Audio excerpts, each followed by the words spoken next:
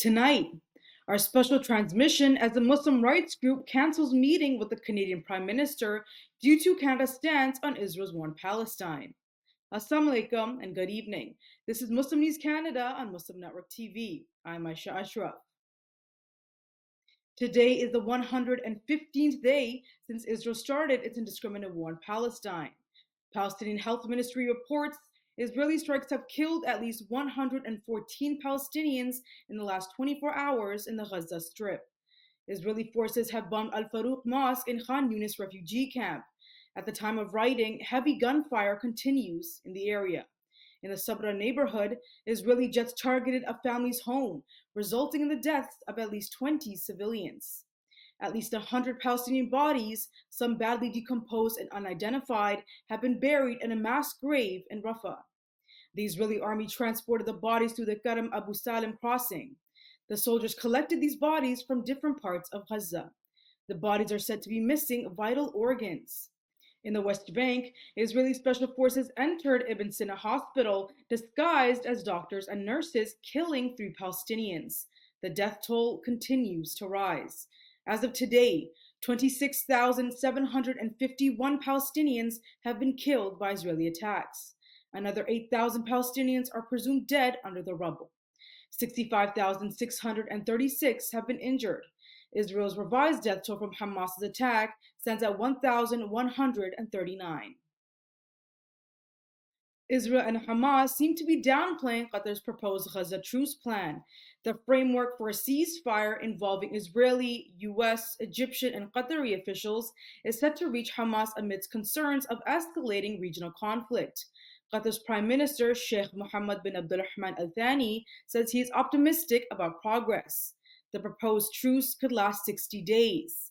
It will aim to secure the release of women and children prisoners in exchange for humanitarian aid. However, Hamas is insisting on a comprehensive ceasefire, and Israel is rejecting its conditions.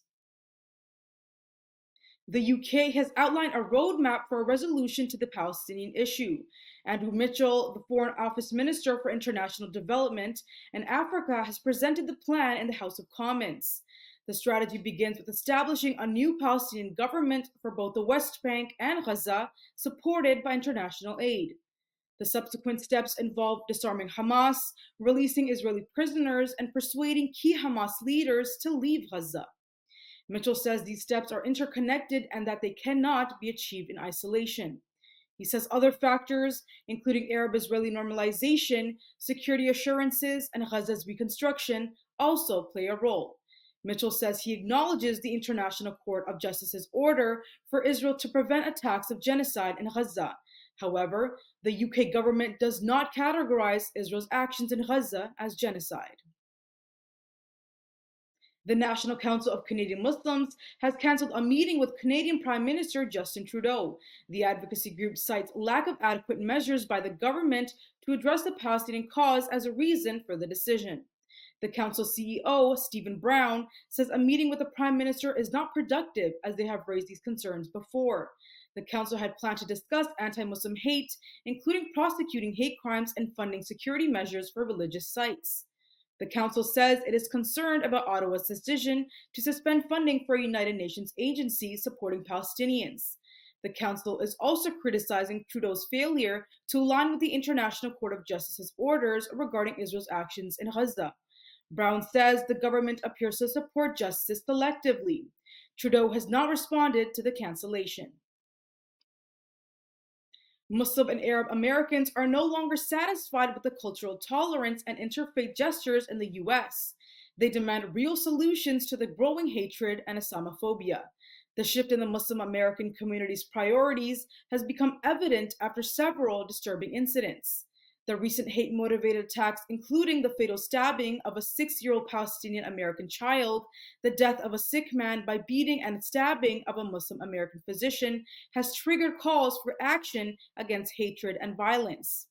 In response, the Biden administration has announced a national strategy to combat Islamophobia. However, Biden's strategy faces widespread skepticism. Academic institutions like Stanford, the University of Maryland, Columbia, and Harvard have also adopted anti-Islamophobia measures. Many Muslims reject these offers as they seek political solutions rather than mere cultural acceptance. The events have united Muslim and Arab communities in demanding an end to U.S. support for Israel and an immediate permanent ceasefire in Gaza. Experts believe that the Biden administration's strategy to combat Islamophobia has failed to gain support from Muslim voters. Muslim students at McGill University are urging authorities to address Islamophobia on campus. During a commemorative event honoring the victims of the Quebec City mosque attack, student speakers highlighted the ongoing toll on Palestinians in Gaza. Mashal Otorkar, a student and founder of the Muslim Student Association, says it is important to recognize the lives lost in Gaza. Tahsin Kabir, representing the Muslim Student Association of McGill University, says incidents of microaggressions, intimidation, and silencing tactics directed towards Muslim students are increasing. Kabir says McGill's previous initiative against Islamophobia and anti-Semitism in 2022 has not improved campus climate. The conflict in the Middle East has also been linked to a surge in Islamophobia in Canada. While the event was held virtually, some students say it should have been in person. McGill University says the virtual format was chosen to prevent any disruption.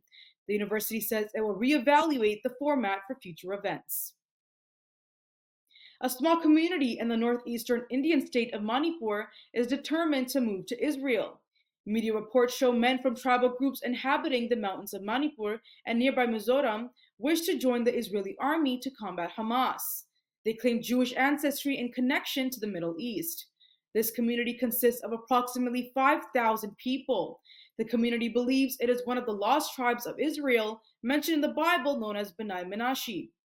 According to the narrative, they were exiled from Israel in 722 BC by Syrian conquerors and eventually ended up in northeast India. Israel's law of return has allowed Jews and their descendants to relocate to Israel.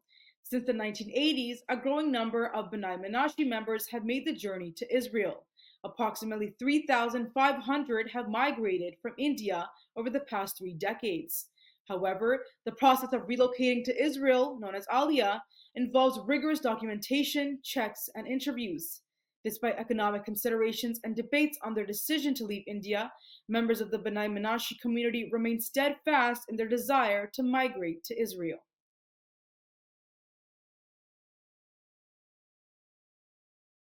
Thank you for watching. Our news is produced by Muslim Network TV, which is a not-for-profit organization. We need your support for donations.